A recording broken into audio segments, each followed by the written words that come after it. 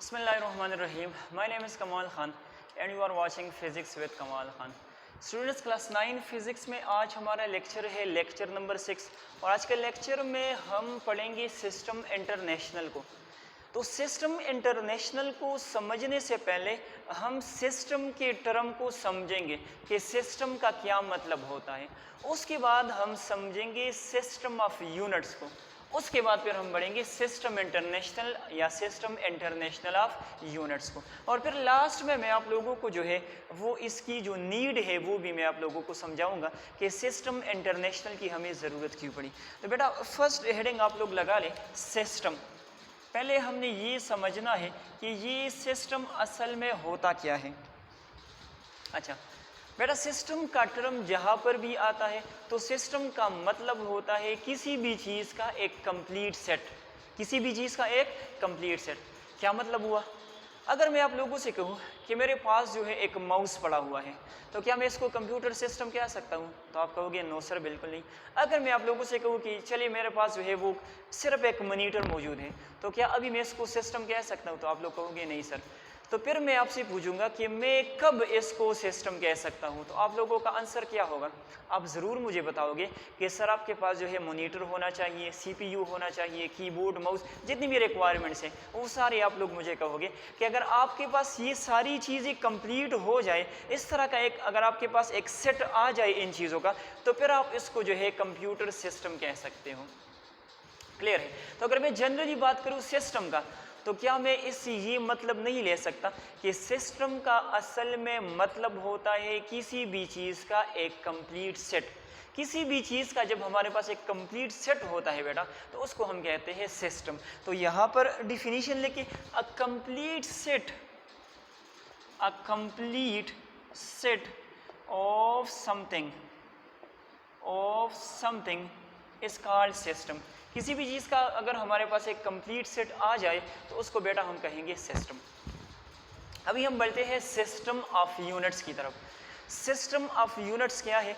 तो अगर यूनिट्स का हमारे पास एक ऐसा कंप्लीट सेट आ जाए कि जिसमें हर एक फिजिकल क्वांटिटी के लिए यूनिट मौजूद हो, अवेलेबल हो, तो बेटा ऐसे सिस्टम को हम क्या कहेंगे? ऐसे सेट को हम सिस्टम ऑफ यूनिट्स कहेंगे।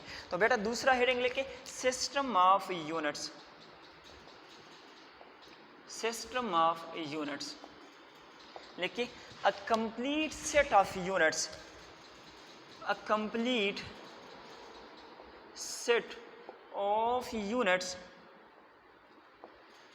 having units for all physical quantity। PQ का मतलब क्या है? फिजिकल क्वांटिटीज, मैंने पहले भी बताया था। तो अगर हमारे पास यूनिट्स का एक ऐसा कंप्लीट सेट आ जाए जिसमें हर एक फिजिकल क्वांटिटी के लिए जो है यूनिट मौजूद हो, तो ऐसे सेट ऑफ यूनिट्स को हम कहेंगे सिस्टम ऑफ यूनिट्स। क्लियर?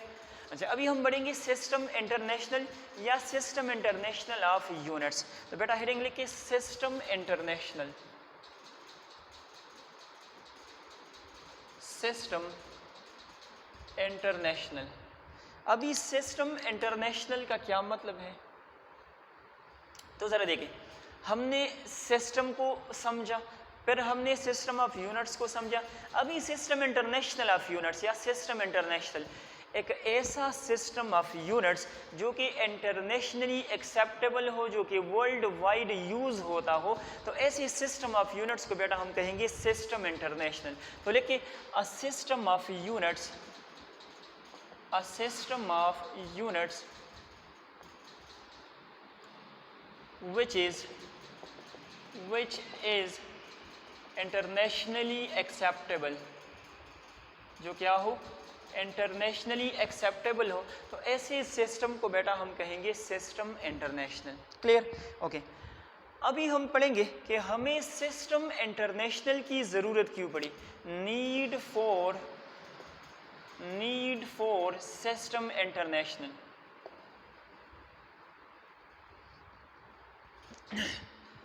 अच्छा बेटा मैं आप लोगों को बताता चलूँ कि ये सिस्टम इंटरनेशनल जो है ये 1960 में इंट्रोड्यूस हुआ था। कब इंट्रोड्यूस हुआ था? 1960 में। तो 1960 से पहले क्या था?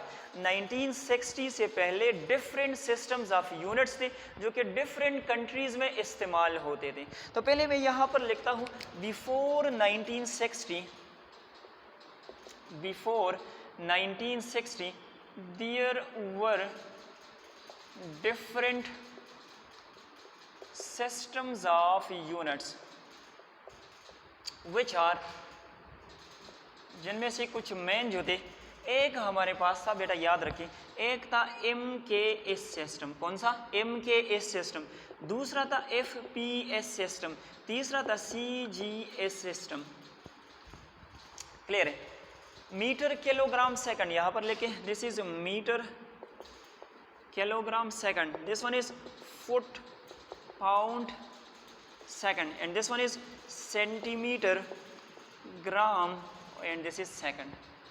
ये सिस्टम्स जो थे बेटा ये डिफरेंट कंट्रीज में इस्तेमाल होते थे। MKS जो है वो बहुत ज़्यादा इस्तेमाल होता था। FPS जो था ये हमारे पास ब्रिटिश इंजीनियरिंग सिस्टम कहलाता है, यूके के इलाकों में यूज़ होता है। इसी तरह से CGS सिस्टम जो है ये फ्रांस के इलाकों में इस्तेमाल होता था। अभी हमने समझना है कि सिस्टम इंटरनेशनल की हमें ज़रूरत क्यों पड़ी। ज़रा ध्यान से सुने। अगर मैं सपोज करूँ लेट ये जो सिस्टम था MKS, लेट सपोज, मैं दोबारा कह रहा हूँ, ये इस्तेमाल होता था अफ़गानिस्तान में। कहाँ पर? अफ़गानिस्तान में। ये वाला चले इस्तेमाल होता था काज़ाकिस्तान में, और ये वाला चले कोई और स्थान निकाल लें, चलिए ताजिकिस्तान में इस्तेमाल होता था। लेकिन मैंने ऊपर लिखा हुआ ये लेट, ये मैंने जस्ट सपोज किया हुआ है, ठीक है।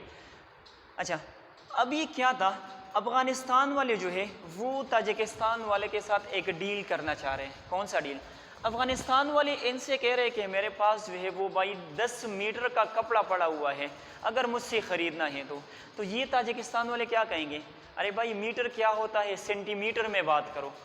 तो इसको जो है मीटर के बारे में नहीं पता और इसको जो है सेंटीमीटर के बारे में नहीं पता।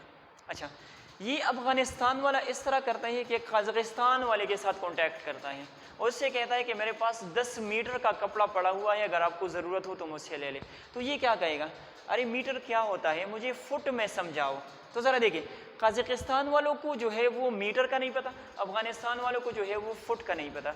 तो क्या इनके दरमियान में बिजनेस डील हो सकती है? बिल्कुल नहीं हो सकती। क्लियर है?